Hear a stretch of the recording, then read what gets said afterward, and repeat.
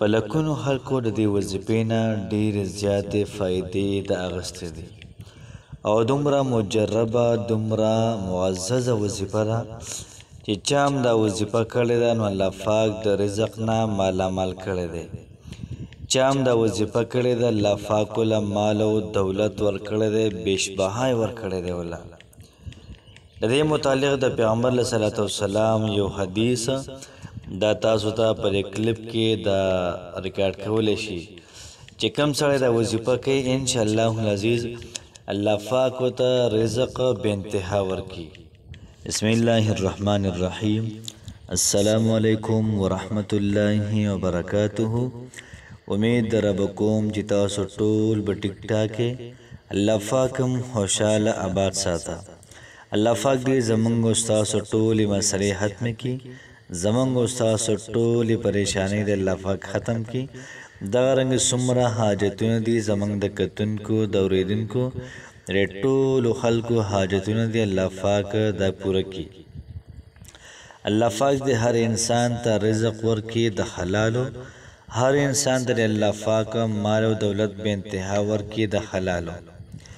نن چې کومه زمونږ وظیفه ده نو دا وظیفه د حالي د ورځې متعلق ده یا په نور ورځو هم تاسو دا وظیفه کولی شئ ډېرې زیاته بهترین اعلی وظیفه ده یاد ساتئ چې په کومه ورځ باندې دا وظیفه وشي نو په دغه ورځ به الله پاک د انسان ته ډېر زیات مال او دولت ورکړي الله پاک به د انسان په رزق کې دا محترم برکت واچوي څومره د رزق بې برکتي ده څومره د مال او دولت بې برکتي ده دا به ټول الله پاک ته لرکي ښکلی اعلی رزق به له ورکړي که چېرته څوک کاروبار کول غواړي په دغه ورځ باندې دا وظیفه وکړله د هغې نه بعد کاروبار کول غواړي انشاءالله العزیز د داسې د نفع والا کاروبار دا به له الله پاک ورکړي کاروبار که څومره چې بنده شوي اکثر کاروبار نه کېږي یا پکې نقصان وشي یا بله څه مسله وشي یا د غلا ډاکه وشي نو چې څومره ګټلي وي د هغې نه سوا پکې نور هم بیا ولګوي خو مزه نه کوي نو چې په کوم ورځ باندې دا وظیفه وشي انشاءالله العزیز کاروبار کې به دومره ترقي وي کاروبار به مخ په ترقۍ باندې محترم او داور روان وي دغه رنګې په انسان باندې کوډه شوي وي یا منتر پې چا کړی وي یا پې چا غلط تعویضونه کړی وي یا پې چا غلط نظر استعمال کړی وي نو دغه رنګې د هر قسم د مسلې دپاره سار کې دا یو وظیفه وکئ انشاءالله العزیز بیا ټوله ورځ تاسو مزې کوئ او ټوله ورځ به تاسو پرسکونه زندګي محترمو دا تېروئ دومره بې پناه رزق د الله پاک انسان ته ورکوي چې په خپله په دې کې ویله کېږي چې رزقه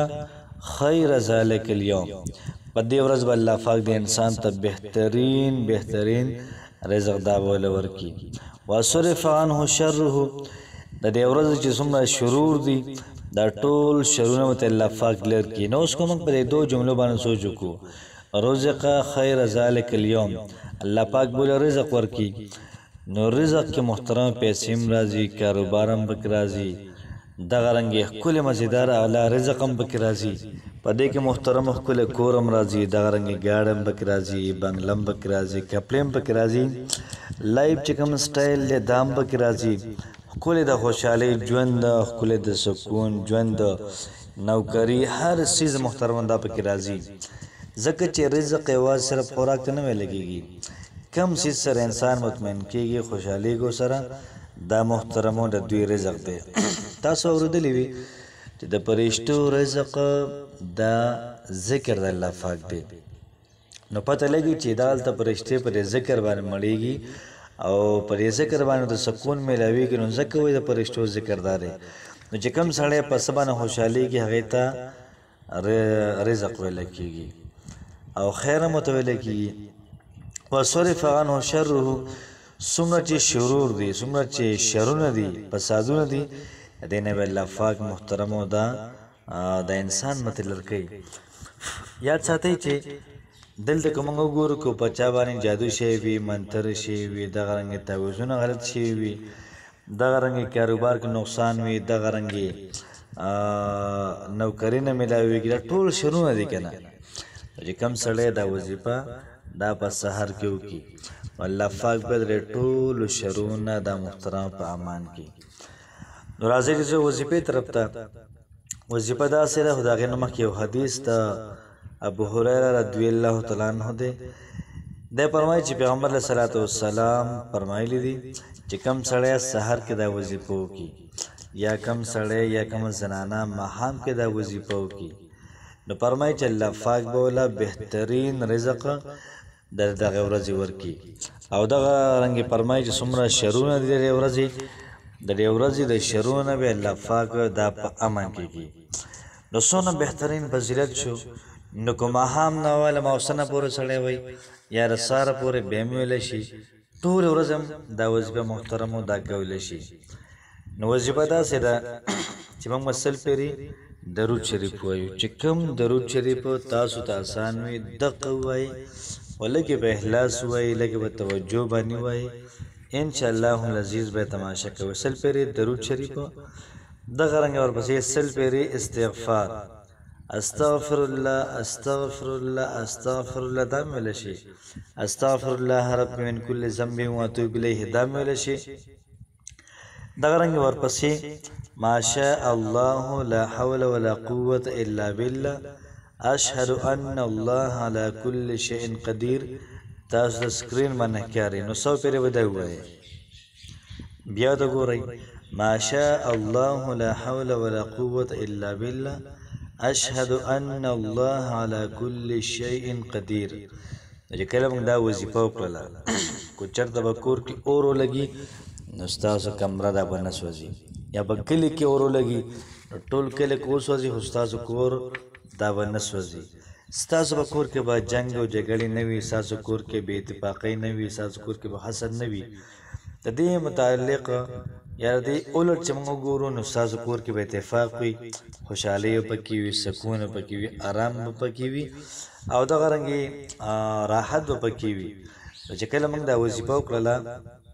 یو ورځ مو وکړله نو دغه ورځ به ستاسو ډېره زیات پاورفل ورځ وي، دغه ورځ به ډېره زیاته بهترینه وي. نو دغه رنګې فرمایي چې د ورځې دا وظیفه شوله، د شپې هم کولی شي دا وظیفه، خو یاد ساته چې دا وظیفه روزانه هم کولی شي. کم سړی دا وایي چې زما د الله پاک ورځ حکیم دا وظیفه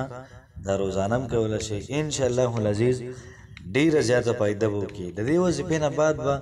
بیا دعا وکړو، دعا کې به الله پاک نه وغواړو پروردګاره څنګه چې د ابوهریره صاحب حدیث دی او دغه رنګې په دې حدیث کې ویلی شوي دي چې